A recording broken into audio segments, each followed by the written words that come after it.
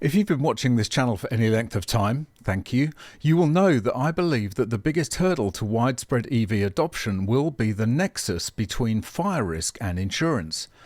While the risk of EV fires is admittedly relatively low, when they do occur they can be absolutely catastrophic.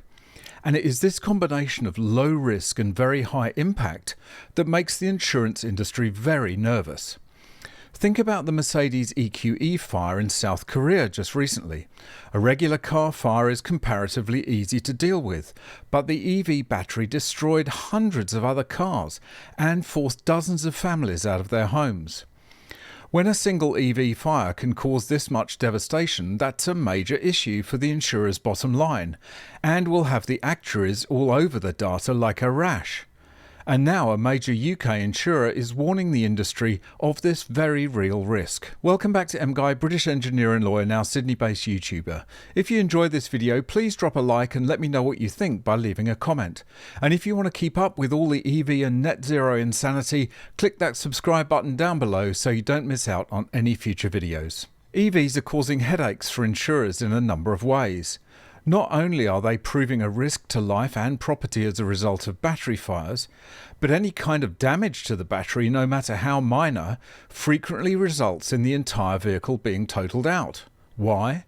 Because the insurers cannot accept the risk, no matter how small, that repairing that battery and putting it back on the road may result in some catastrophic loss at some point in the future. At least if they replace the battery completely, then they've covered themselves by taking all reasonable steps to ensure that it's safe. But a repaired battery that goes on to cause a fire could see them with a very large bill, or worse, a court summons. And a new battery may cost more than the value of the car to start with. So the insurer Allianz UK has issued a warning to the auto industry on the risk of EV fires. Allianz UK warns motor traders of EV battery fire risks. Insurer believes thermal runaway incidents in the UK represent reasonable financial and safety concerns. Allianz UK, part of the global Allianz Group, has urged motor traders to be vigilant over the risks posed by electric vehicle EV battery fires, which have resulted in significant damage and present unique challenges for the sector. Lithium-ion batteries commonly used in EVs have been identified as a potential fire risk due to their thermal instability. When damaged, mishandled, stored or transported incorrectly, these batteries can enter a state known as thermal runaway, where rapid self-heating can lead to explosions. Such incidents can occur days or even weeks after an initial event deemed responsible for the fault. While research, including studies from Thatcham Research, suggests that EVs are generally less likely to catch fire than internal combustion engine vehicles, lithium-ion battery fires are far more intense and difficult to extinguish. According to EV FireSafe, funded by the Australian Department of Defence, a burning ICE car, internal combustion engine car, may reach 815 to 1000 degrees Celsius, an EV up to 1200 degrees Celsius. And it can be considerably more than that, I understand, as well.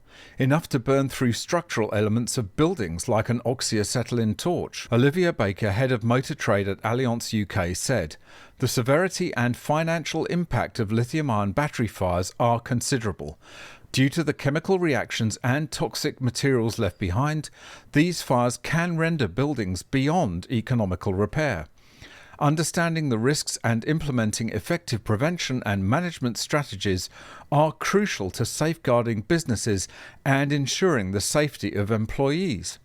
Thankfully, the total number of claims remains relatively low at present. Recent incidents have demonstrated the scale of potential losses. 2 motor trade premise fires, both caused by faulty EV batteries awaiting collection for manufacturer investigation, resulted in claims of over £5 million and £1.5 million respectively. Regular fire suppression systems are pretty ineffectual against the intensity of a lithium-ion battery fire, so even if a sprinkler system is installed, the chances of it being able to contain such a fire are limited. You drench a regular car fire under such a system and more than likely it will keep it in check, at least for a time. So will EV owners need to pay premiums sufficient to cover potential losses of this scale? Will they even be able to afford it in the future? And unfortunately, it's the auto trade that's going to suffer the most. Motor traders, particularly those dealing with high vehicle throughput, are at greater risk, especially when handling vehicles with battery defects, recalls, or advisory notices. Franchise dealers and repairers often face additional exposure when EVs are brought in for diagnostics or warranty work. Breakdown recovery operators must also assess vehicle battery issues promptly to mitigate risks. And this is exactly why Fire and Rescue New South Wales recommend that EVs awaiting repair have to be stored 15 metres from other vehicles or buildings. That's an awful lot of expensive real estate taken up with empty space that could be better used for revenue generation. You can see why mechanics are reluctant to work on EVs.